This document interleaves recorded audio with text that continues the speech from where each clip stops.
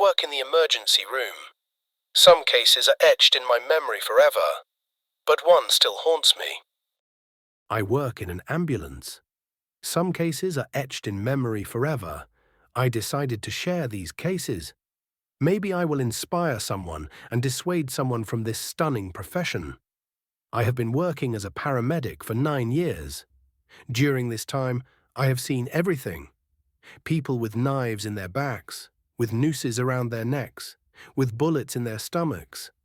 I have seen babies being born in traffic jams and even in toilets, old people dying holding their wives' hands.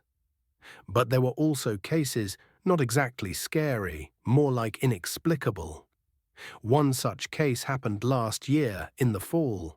We were called to a man of about 50 years old. He complained of sharp pain in the stomach, nausea, fever. Nothing unusual at first glance, an intestinal infection or perhaps appendicitis. We took him to the hospital, did a primary diagnosis, and the surgeons sent him for an ultrasound of the abdominal cavity. When he left the office, the doctor who did the ultrasound looked like he had seen a ghost. He showed us the pictures. And at first I didn't believe it either. The body of a fly was clearly visible inside the patient's intestines. A regular black housefly.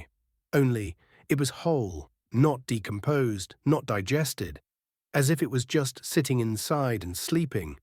A fly, whole, inside the intestines. At first they thought it was an equipment error.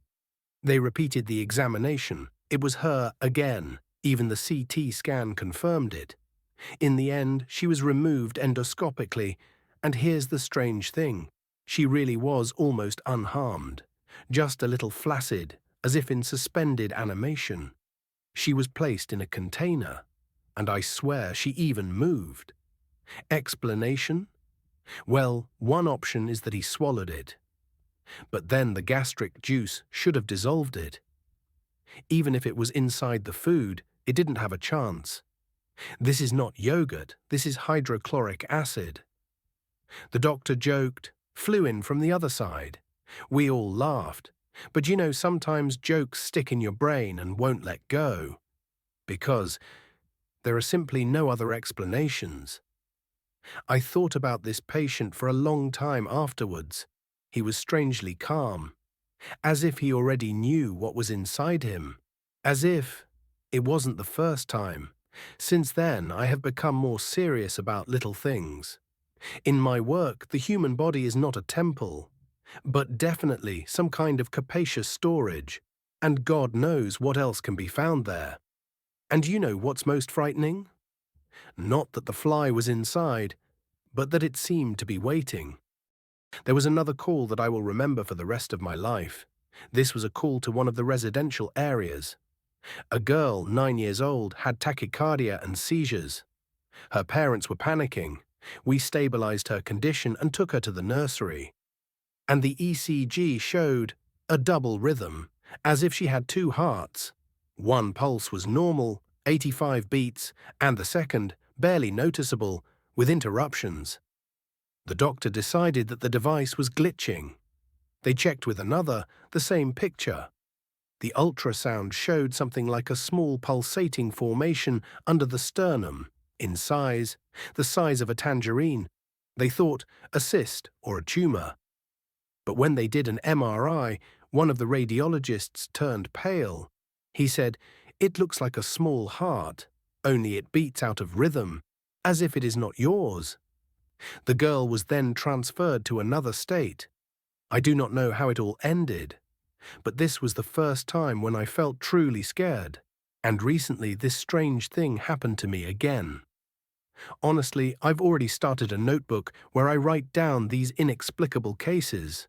Maybe someday I'll publish a whole book. A call to an elderly man. Complaints, shortness of breath, chest pain, strange sound in the body. The son says, Dad complains that he hears a rustling in his chest, as if there are leaves there. We all thought that he had some kind of mental disorder, but during auscultation I also heard a rustling. Soft, as if someone was stirring dry autumn in the lungs. They did an X-ray. and in the left lung, a shadow similar to something branched, similar to a plant. At first, they decided that it was just a vascular pattern, but after a CT scan and bronchoscopy, it became clear something was growing in his bronchi, resembling a plant root. The doctors were shocked. They operated on him. They pulled out a twig, about 6 centimeters long, light brown with thin shoots. No infection, no traces of external penetration. The patient swore that he had never inhaled anything strange. But how can we explain what we saw with our own eyes? The last case I would like to share today happened in the summer a couple of years ago. It was a hot day. I was already dizzy from the heat and overload. We were just finishing a call when another one came in. A man of about 40 lost consciousness in a store.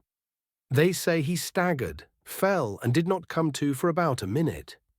At the scene, the pulse is normal, the pressure is slightly lowered, but nothing critical. We picked him up and took him to the hospital. His wife was with him, worried but collected. In her words, he's generally healthy, but sometimes complains of fatigue. He works a lot, he rarely goes to the doctor. They started doing tests in the emergency room, a standard routine, and then there was confusion. The blood taken from the vein showed group B negative, and the one taken from the finger was AB positive. At first, the lab technician decided that it was a mistake. They mixed up the test tubes, it happens. They repeated both tests, took from the same arm, a little higher and a little lower. And again, different blood groups. This caused a complete stop of all processes. The head of the department, a hematologist and a geneticist, got involved. They conducted more accurate tests, including determining antigens. And do you know what they found out? He had chimerism. This is a rare genetic condition in which a person has 2 sets of DNA.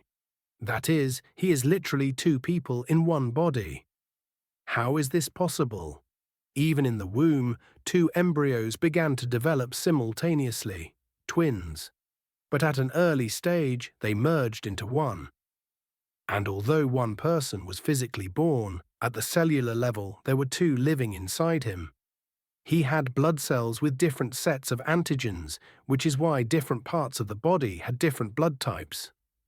Moreover, it turned out that he had partially different genetic material in his blood and skin cells. Theoretically, if he were ever suspected of a crime, fingerprints and DNA from the blood might not match. He himself reacted calmly. He said, "Well, I always felt that I was a complicated person."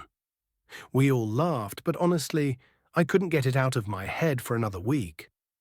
Imagine living your whole life without knowing that you are not alone. And then by chance, in the middle of an ordinary summer, finding out that you literally have 2 genetic selves.